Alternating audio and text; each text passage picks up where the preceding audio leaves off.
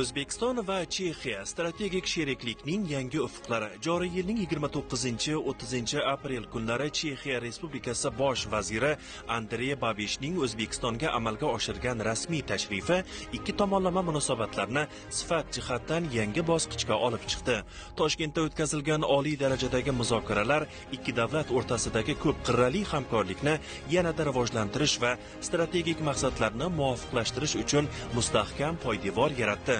Ilm, fan, innovatsiyalar va yuqori texnologiyalar borasidagi izchil islohotlar O'zbekiston va Chexiyaning taraqqiyot strategiyalari naqadar mushtarak ekanini tasdiqlamoqda. Mazkur tarixiy tashrif jarayonlari yurtdoshlarimiz tomonidan ham katta qiziqish bilan kuzatib borildi. Bu muloqotni biz kuzatib borganimizda ko'rib turamizki, ta'limga alohida yondashilyapti, chetga chiqishga yo'llar ochilyapti. Biz shuni kuzatganimizda mana yoshlarimiz ham demak Chexiyaga borishi mumkin yoki ustozlar o'zlarini bilimlarini almashishi mumkin. Ya'ni aytamizda malaka almashish degan narsalar bor.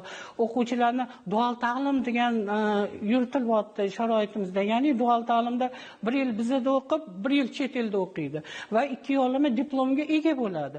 Buning uchun mana yoshlarimizga shunaqa katta yo'l ochib berildi. Faqat yoshlar intilishi va harakat qilishi kerak. Boshqa hamma yo'llar ochib qo'yilgan. Rahmat deymiz albatta ta'limga alohida e'tibor uchun, ustozlarga, mana talabalarga berilayotgan imkoniyatlar uchun albatta minnatdorchilik bildirib, ularga labbay deb javob berish qoldi bizda. Mana shu innovatsion markaz qanday paydo bo'ldi? U qanday moliyalashadi odatda?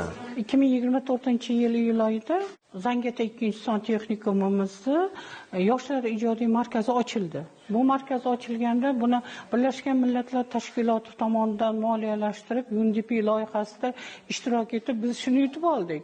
Bunga 65 ming AQSh dollari ajratildi va shu pullarga veterinariya meditsinasi bo'yicha kerakli bo'lgan barcha jihozlarni imkon darajasida bizga yetkazib berishdi.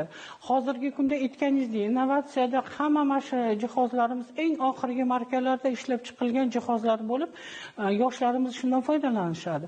Bunda faqatgina texnikum yoshlari emas, Zangata tumani, Toshkent tumani, bunga yaqin bo'lgan barcha mahallaning yoshlari keladi. Hamma yo'nalishlarda, avtomobilmi, yo tikuvchilik, yo ijodkorlik, yoshlarning yozuvchiligi bo'yichami, hamma narsa bo'yicha o'quvchilar o'zlarining takliflarini berishadi. Bizda ustozlar o'zini pedagogik yuklamasi bor. Ana shu yuklama asosida moliyalashtiriladi. Ya'ni ularning oyligiga ustama qo'shib beriladi. Hozir mana suhbatlashishimizdan oldinroq laboratoriya uskunasini ko'rdik. Bunaqa laboratoriya uskunasi uncha-muncha ilmiy tadqiqot institutlarida ham uchrayvermaydi-da. To'g'ri aytasiz. Biz buni yutib oldik. Bu prezidentimiz bizga yo'l ochib berganlari-da. Biz o'sha loyihada qatnashdik, mana shuni yutib oldik. Qisqa muddatli kurslarni aytmaysizmi? Shularga tayyorlanish uchun hamma tillarda qisqa muddatli kurslar ochib qo'yilgan. Imkon darajasida mana bizda hozir balki chiqarsalar, tepada ochib qo'yilgan kurslar bor. U yerda o'quvchilarni, bizani texnikum o'quvchilarini tekinga o'qitishadi. Mana nemis tili bo'yicha, koreys tili bo'yicha, ingliz tili bo'yicha yoki yana ko'p narsalarni biz rejalashtirib qo'yganmiz. Hozir mana shu qisqa muddatlilardan ham